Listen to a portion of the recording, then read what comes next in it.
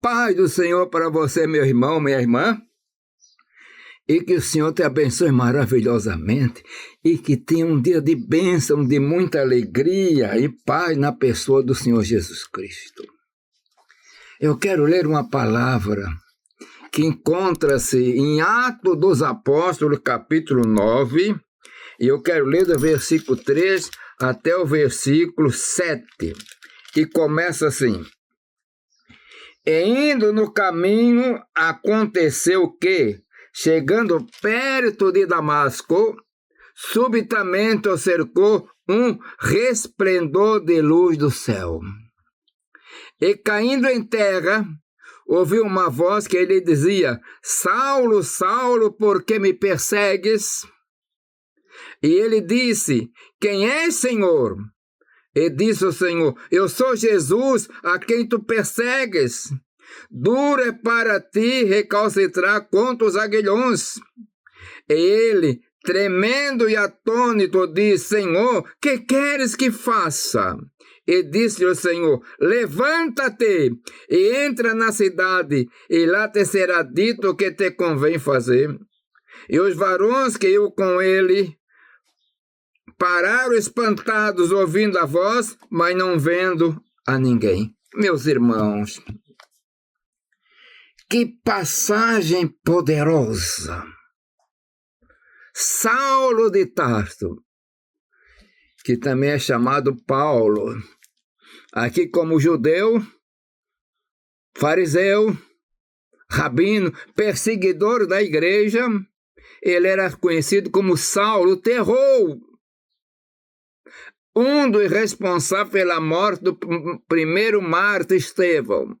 E agora ele respirando ameaça, cheio de ira, cheio de ódio, mas era religioso demais, ele era muito religioso, ele é zeloso demais pela lei de Moisés, porque ele entendia que ali estava tudo certo.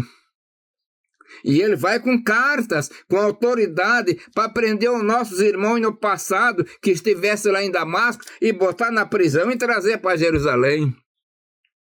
Mas acontece que o homem pensa muitas vezes que é o maior, pensa que pode fazer tudo, pensa que pode fazer e acontecer. Só que Paulo, o Saulo, depois Paulo, não estava entendendo que tinha alguém que estava olhando para ele. Meus irmãos, Paulo, o Saulo, era um homem de uma capacidade intelectual muito grande. Mais tarde, quando ele é preso, está em Cesareia, e diante da corte do governador romano e do rei Agripa, né? E quando ele faz uma exposição e apresenta que ele precisava também ser cristão. Sabe o que é que ele disseram? Saulo, ou Paulo agora, as tuas muitas letras te fazem delirar. Tu aprendeu tanto, leu tanto, tu tá com tanta intelectualidade, tu tá agora de cabeça mole, tá ficando meio doido, tá delirando. Você quer falar para mim desse Jesus que foi crucificado como malfeitor? Meus irmãos, isso era a vida de Saulo. Mas só que quase ao meio-dia, oh, que coisa! Uma luz que vem do céu, mais clara, mais forte do que o sol ao meio-dia, colocou aquele homem por terra. Eu não sei se ele ia a cavalo, ia andando, então ele devia dizer que, com uma jornada dessa, ele devia ir a cavalo. Caiu por terra. O mundo de Paulo acabou-se. O mundo de Saulo, com seu judaísmo, acabou-se. E ele depois ouviu aquela voz: Saulo, Saulo, por que me persegue, Saulo? Isso acabou com ele, mudou, transformou, jogou por terra toda a sua justiça humana dentro da lei mosaica. E ele disse: Senhor, quem és, Senhor? Quem és? E disse o Senhor: Eu sou Jesus. Ah, meu Deus. Quando a voz disse que eu sou Jesus, tudo leva a crer que Saulo, depois chamado Paulo, naquele momento, além de ouvir, ele viu. Porque ele diz mais tarde, quando está dizendo que ele apareceu a tanto, apareceu mais de 500 irmãos, apareceu para eles e apareceu a mim como um abortivo. Então ele viu. E aí Paulo não aguentou, mudou toda a vida do homem, rodou tudo. E ele diz, eu sou Jesus. Jesus o crucificado, a quem tu estás perseguindo, Saulo. Tu estás me perseguindo, eu tenho todo o poder. E eu vou dizer-te uma coisa. Duro é para ti recalcitrar contra os aguilhões. Tu não adianta, vai ser só se recalcitrar. Tu tem que mudar, eu quero que tu mude. Em outras palavras, eu te chamei para uma obra.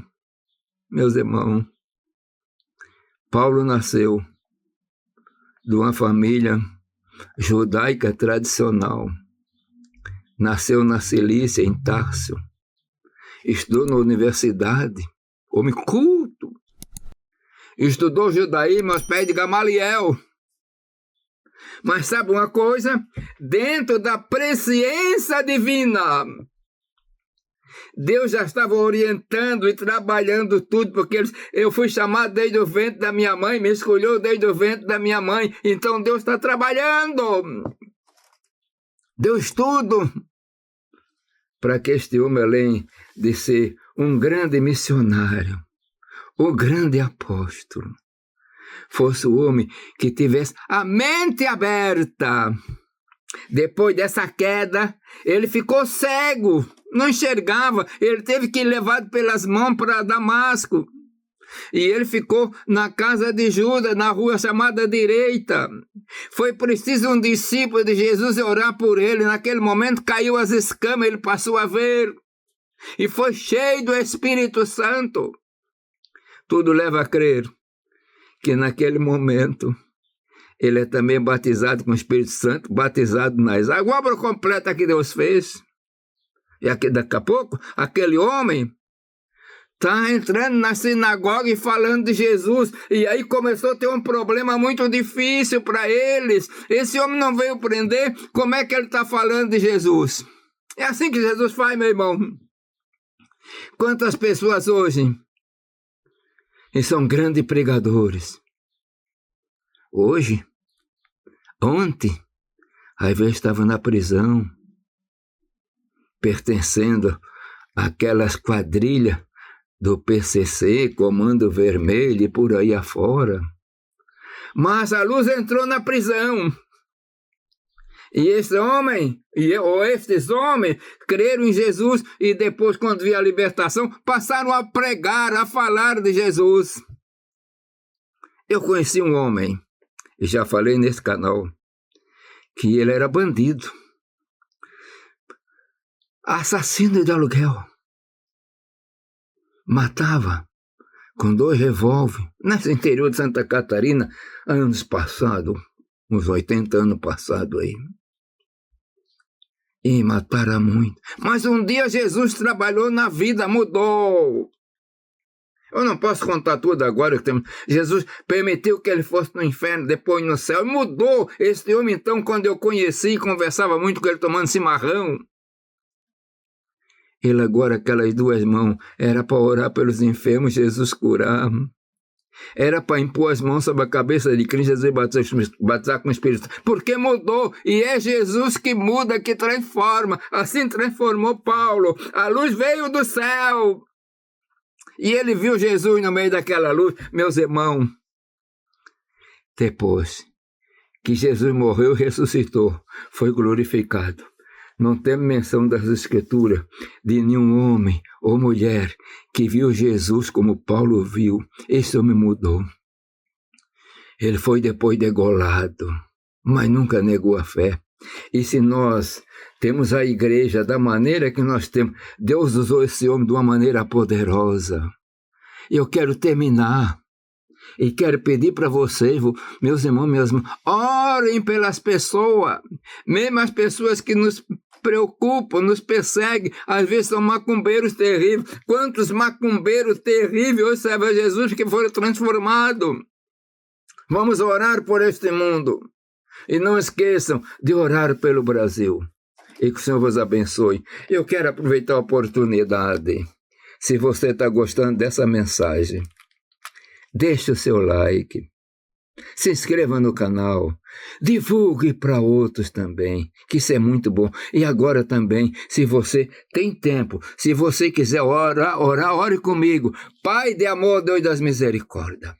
Senhor, abençoa todo o teu servo, a tua serva. Eu quero também orar por aqueles que nos perseguem, por aqueles, Senhor, que estão nas prisões, Senhor, porque quanto Deus tu tem libertado. Orar por aqueles que estão na obra de feitiçaria, porque tu tem tirado muito homem e mulher do meio de feitiçaria, porque tu tem todo o poder. E continua abençoando a tua igreja e abençoa a nação brasileira. Pai de amor, eu peço em nome de Jesus.